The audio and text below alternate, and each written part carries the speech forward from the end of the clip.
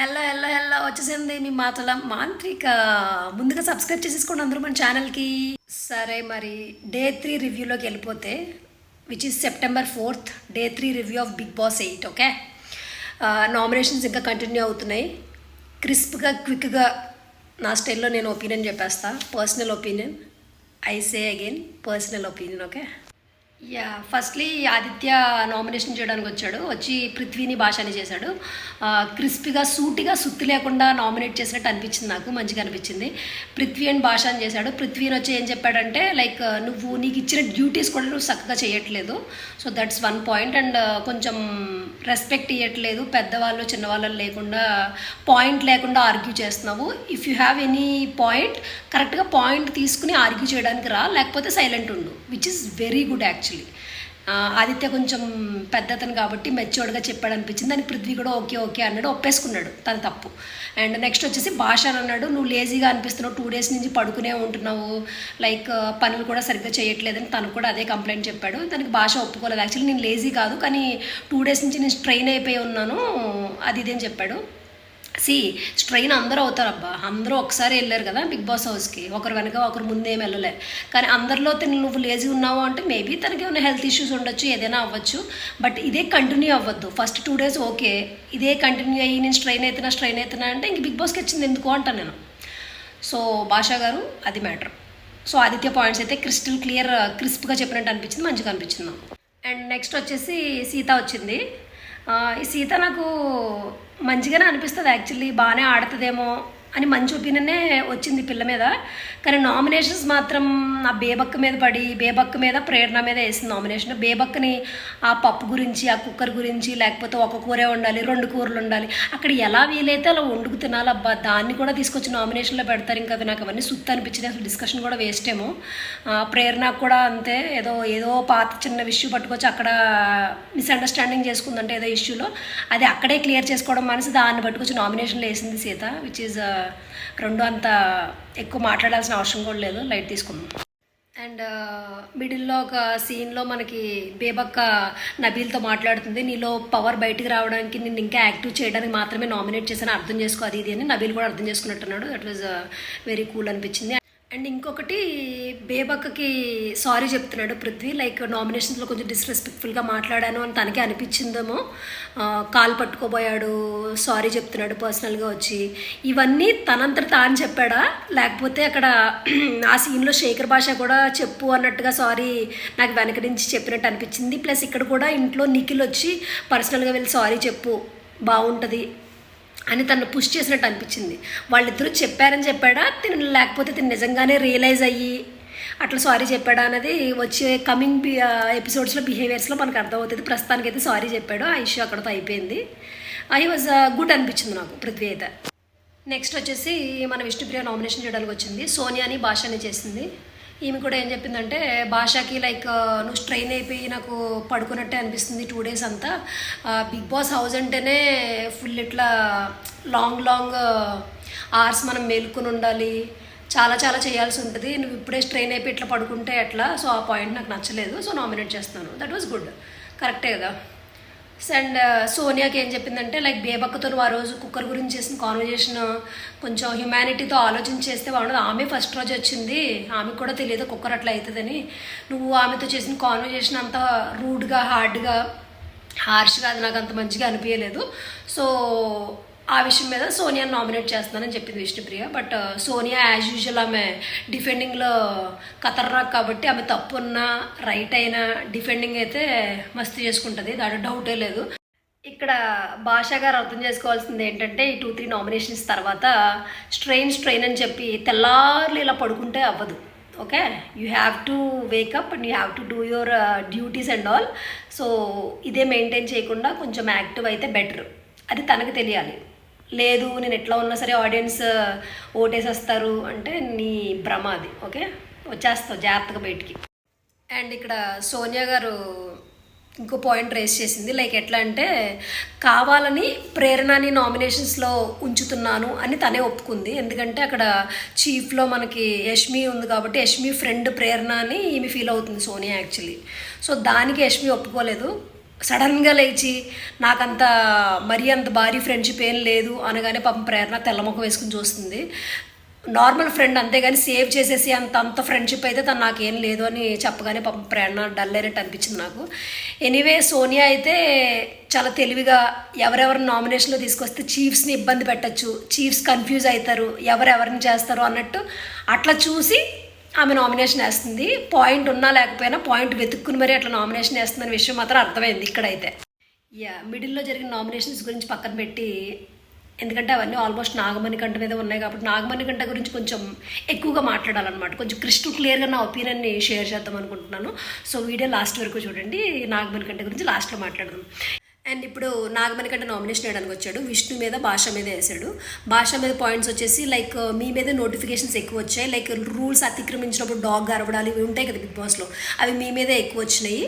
So మీరు ఇంకా కొంచెం యాక్టివ్ ఉండాలి అని అదే పాయింట్ మీద నామినేట్ చేశాడు. లైక్ శేఖర్ భాష చెప్పినట్టు తను స్ట్రెయిన్ ఉన్నాడు కాబట్టి మేబీ 2 days అంతా రెస్ట్ తీసుకునే ఉన్నాడేమో, అందుకు కుక్కలు మరుగుంటాయి ఎక్కువ, ఆ పాయింట్ మీద నామినేట్ చేశాడు, which is okay.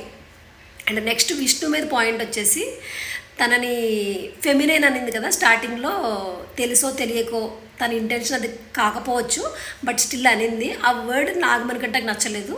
That's okay, తనకు నచ్చకపోతే ఆబ్వియస్లీ నామినేట్ చేయొచ్చు కాబట్టి నామినేట్ చేసే పాయింటే. అక్కడ వరకు బాగానే ఉంది. కానీ ఈ 3 days నుంచి విష్ణుప్రియతో మంచిగా ఉంటున్నాడు అండి, జెన్యున్గా ఉంటున్నాడు. విష్ణుప్రియ కూడా నమ్మేసింది. యాక్చువల్లీ విష్ణుప్రియ కూడా మంచి అమ్మాయి, నాకు తెలిసినంత వరకు, నేను అబ్జర్వ్ చేసినంత వరకు ఆ పిల్ల మంచి అమ్మాయి, అంత బుర్రలు తీసి బుర్రలు పెట్టే క్యాండిడేట్ అయితే ఏం కాదు. సో జెన్యున్ పర్సన్ అనుకుని పాపం ఫ్రెండ్షిప్ చేసింది. కానీ నాగమణికంఠ మాత్రం తనని చెక్ చేయడానికి, ఆమెకి ఇంకెంత నోటి దూలింది అని చెక్ చేయడానికి తిరిగాను అని ఒక పాయింట్ ఇక్కడ నామినేషన్లో వదిలేశాడు. అది పాపం విష్ణుకి చాలా హర్ట్ అయినట్టుంది, ఏడ్చింది కూడా. బట్ నాగమణికంఠ మరి ఈ మాటలు ఎట్లా మాట్లాడుతున్నాడో, అసలు ఏంటి తన ఉద్దేశం ఏంటి అనేది లాస్ట్లో క్లియర్ కట్గా మాట్లాడుకుంది. ఇక్కడితో అయితే ఈ నామినేషన్ ఎండ్ చేస్తున్నాను నేను. And coming to next nomination, అబ్బాయి వేశాడు, ప్రేరణ అండ్ పృథ్వీ. వీళ్ళు ముగ్గురు కూడా కామన్గా నాగమణికంఠకి ఓట్ చేశారు నామినేషన్లో. అండ్ బేబక్క, సోనియా, వీళ్ళ పేర్లు కూడా ఉన్నాయి. ఇంకా బేబక్క, సోనియా గురించి నేను మాట్లాడదలుచుకోలేదు, ఎందుకంటే బేబక్క గురించి అందరూ పాప కుక్కర్ గురించే మాట్లాడుతున్నారు, పప్పు గురించే మాట్లాడుతున్నారు. అసలు ఆమె అనుకుంటుంది ఇంక బేబక్క, నా కర్మరా బాబు ఇంక కిచెన్లో అడుగు పెట్టను అన్నంత చిరాకు వచ్చేస్తుంటుంది ఆ అమ్మకి, నాకు తెలిసి అయితే. సో బేబక్క విషయం వదిలేద్దాం. ఇంక సోనియా కూడా ఎట్లా అయిపోయిందంటే, ఆమె ఏం జరిగినా, ఏ సిచ్యుయేషన్ అయినా కానీ, ఏదేమైనా కానీ నేనైతే మాట్లాడాలి, నా వాయిస్ వినిపించాలి అని అనుకున్నట్టుగా నాకు అనిపిస్తుంది. ఇంకా ఆమె దానికోసమే వచ్చిందేమో మేబీ, లైక్ ఫుటేజ్ నేను మాట్లాడుతూనే ఉండాలి అప్పుడే నేను సర్వైవ్ అవ్వగలను అన్న కాన్సెప్ట్ తోటే ఆమె ఉందేమో మేబీ. అదే తన గేమ్ ప్లాన్ అయితే కనుక ఇక ఆమె అంతే, ఇంక నేనే బిగ్ బాస్, నేనే రాజు, నేనే మంత్రి అన్నట్టు, నేనే బిగ్ బాస్ అని ఫీల్ అవుతున్నట్టుంది. అదే అంత ఫీల్ అయితే ఎక్కువ రోజులు నడవద్దు తల్లి.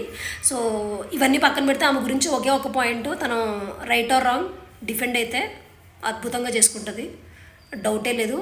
క్లారిటీ ఆఫ్ వర్డ్స్ పిచ్చ క్లారిటీతో ఉంటుంది. బట్ ఒకటే ప్రాబ్లం ఏంటంటే తెలుగు తప్ప ఇంగ్లీష్ ఎక్కువ మాట్లాడుతుంది ఆ పిల్ల. ఇది తెలుగు బిగ్ బాస్ తల్లి, కొంచెం తెలుగు ఎక్కువగా మాట్లాడమని కొంచెం బిగ్ బాస్ యాజమాన్యం ఆమెకు చెప్తే బాగుంటుంది. వావ్, యాజమాన్యం అంట, నాకెంత పెద్ద తెలుగు వచ్చేస్తుందో.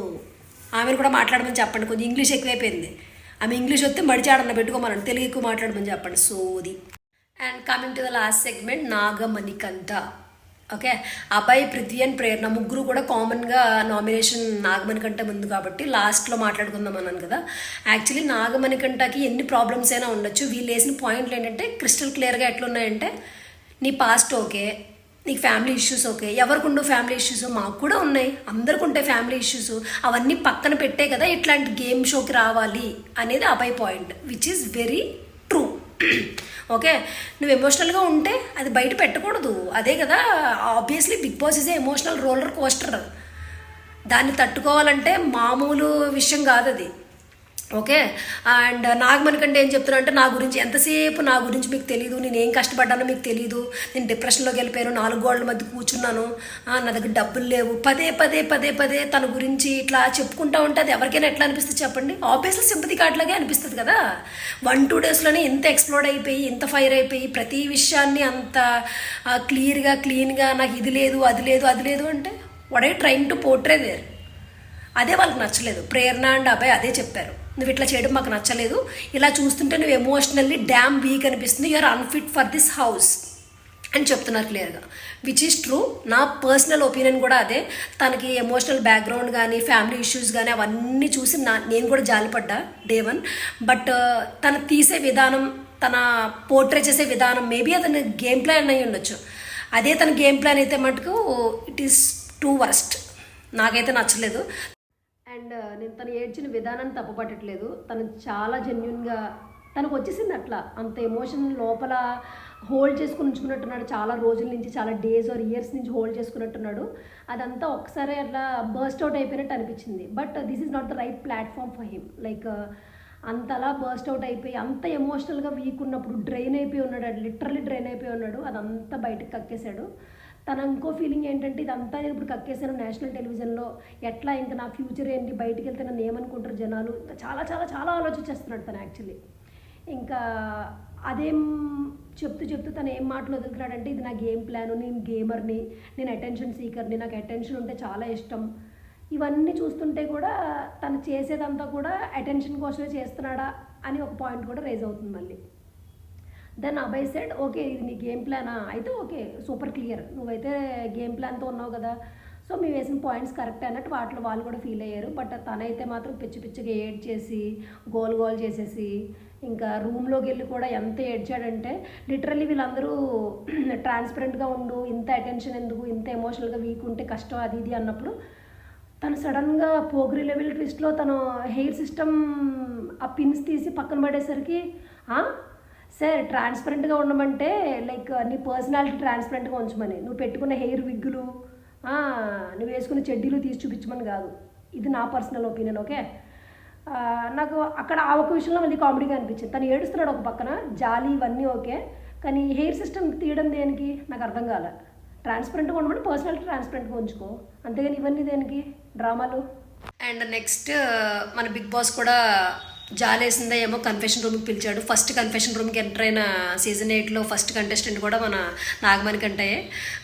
చాలా మోటివేట్ చేశాడు, చాలా పాజిటివిటీతో చాలా మంచి వర్డ్స్ చెప్పాడు. నువ్వు దిగులు పడకు, అంతా బాగానే ఉంటుంది, అంతా బాగానే జరుగుతుంది. కానీ అక్కడ కూడా నాగమణికంటే నాకు ఏదో అయిపోయింది, నేను మొత్తం ఎక్స్ప్లోర్డ్ అయిపోయాను, 1-2 డేస్లోనే నేను ఇంత బర్స్ట్ అవుట్ అవుతాను నేను అనుకోలేదు, నాకు ఇంకా ఏం ఆడనీకి లేదు, మాట్లాడనీకి లేదు, నాకు ఏం చేయాలో అర్థం కావట్లేదు, నా పరిస్థితి ఏంటి, నేను ఈ వీక్ ఎలిమినేట్ అయిపోతే నన్ను బయట జనాలు ఎట్లా చూస్తారు, ఇంక మొత్తం కంప్లీట్లీ నెగిటివ్ జోన్లోకి వెళ్ళిపోయాడు. తను అసలు out of mind, out of words, తను మొత్తం కంప్లీట్గా ఇంకా బ్లాంక్ అవుట్ అయిపోయాడు. యాక్చువల్లీ లోపల ఏం జరుగుతుందో తనకు అర్థం కాని సిచ్యువేషన్లోకి వెళ్ళిపోయాడు మణికంఠ.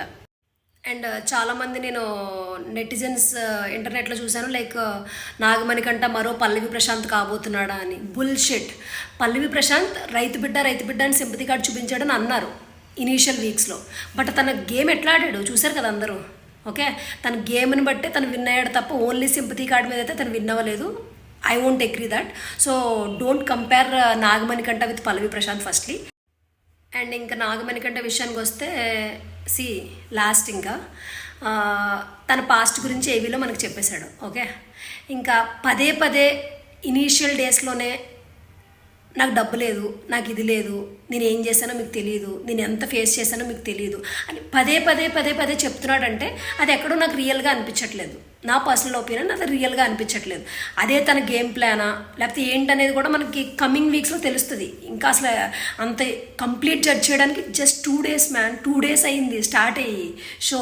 తను ఎంత ఎక్స్ప్లోర్డ్ అయిపోయి ఫైర్ అయిపోతుంటే అసలు ఏమని మాట్లాడాలి, ఏమని జడ్జ్ చేయాలి ఆ పిల్లని చెప్పండి. ఇంకా ఫైనల్గా చెప్పేది ఏంటంటే, తను ఎమోషనల్లీ డ్యామ్ వీక్ అబ్బా, which is not good for the show. Okay, తను టిక్ టాకర్ అయి ఉండొచ్చు, తను టాలెంటెడ్ అయి ఉండొచ్చు, ఏ టాలెంట్ లేకుండా బిగ్ బాస్ ఇక్కడ వరకు తీసుకోడు. ఓకే, అది ఓకే, కానీ ఈ షోకి కావాల్సింది ముందు ఎమోషన్స్ని కంట్రోల్ చేసుకోవాలి, ఎంతో కొంత కంట్రోల్ చేసుకోవాలి. అది ఈయన 0% ఉన్నాడు దాంట్లో. 0 అంటే 0. తనకు లోపలే మరి ఎప్పటి నుంచి హోల్డ్ చేసి ఉంచాడో మనకు తెలియదు, కానీ కంప్లీట్గా ఇంత బరస్ట్ అవుట్ అయిపోవడం ఈ షోకి, ఈ ప్లాట్ఫామ్కి తన అన్ఫిట్ అని నేను ఫీల్ అవుతున్నా. 1-2 డేస్లోనే తను ఎంత చేశాడంటే, రేపన్న రోజు ఏదైనా గేమ్ విన్ అవ్వకపోయినా, ఇంకో నామినేషన్ పడినా, తను అసలు తిని మెంటల్ స్టేటస్ ఏంటి, తను ఇంకెట్లా బిహేవ్ చేస్తాడు, ఎవరూ లేనప్పుడు ఇంకేం చేస్తాడు, ఏదన్నా అయితే పరిస్థితి ఏంటి. సో ఆ విషయంలో పోనీ ఏదోటి అటు చేసి ఇటు చేసి ఈ పిల్లగాడిని బయటికి పంపించాలన్నా, ఈ వీక్ పంపించినా కూడా ఈ పిల్లోడు ఏ స్టేజ్ మీద నేను దూకేస్తా చచ్చిపోతా అనే స్టేజ్లో ఉన్నాడు ఆ పిల్లోడు. అసలు ఈ వీక్ పంపించనీకు కూడా లేదేమో. తన గేమ్ ప్లాన్ అట్లా ఆలోచించడంలో కూడా తప్పలేదేమో, ఎందుకంటే ముందు సీజన్స్ అన్నీ మన ఆడియన్స్ బీబీ ఆడియన్స్ కూడా అలాగే ఫూల్స్ లాగా గొర్రెల్లాగా ఓట్ చేస్తున్నారు కాబట్టి సింపతి కార్డ్ వర్కౌట్ అవుతుందని మేబీ ఆ ప్లాన్తో తను వచ్చి ఉండొచ్చు.